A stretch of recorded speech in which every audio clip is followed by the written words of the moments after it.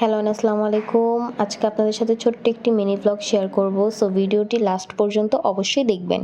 আজকে যেহেতু ফ্রাইডে তাই ঘুরতে বের হয়ে পড়লাম, আর বের হয়ে দেখি এরকম বন্যা হয়ে আছে আমাদের পুরান ঢাকায়। রিক্সার জায়গায় নৌকা থাকলে মনে হয় অনেক ভালো লাগতো। যাই হোক, আমি কিন্তু জাস্ট মজা করলাম, আর আপনাদের সাথে কথা বলতে বলতে আমি কিন্তু চলে আসছি গুলিস্তান পার্কে। অ্যান্ড ঢোকার সাথে সাথে আমাদের থেকে কিন্তু 10 টাকা করে এন্ট্রি ফি নিয়ে নেয় তারা।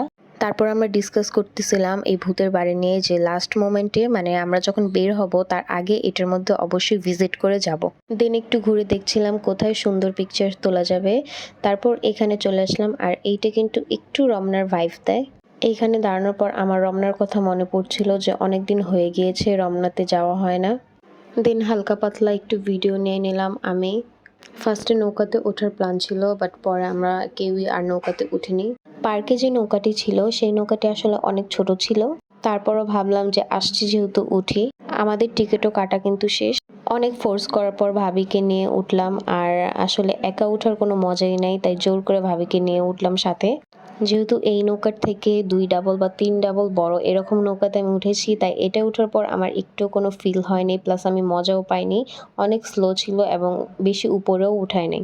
দেন মাঝখান থেকে আমরা কিন্তু স্টলগুলো ঘুরে দেখছিলাম কি কি বিক্রি করছিল।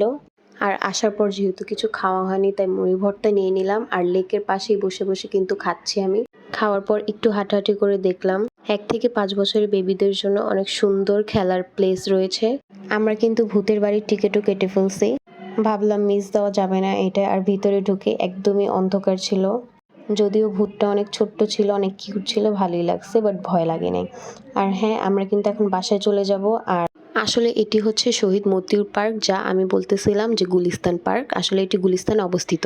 সো ভিডিওটি লাস্ট পর্যন্ত দেখার জন্য আপনাদের অনেক অনেক ধন্যবাদ। আল্লাহ হাফেজ।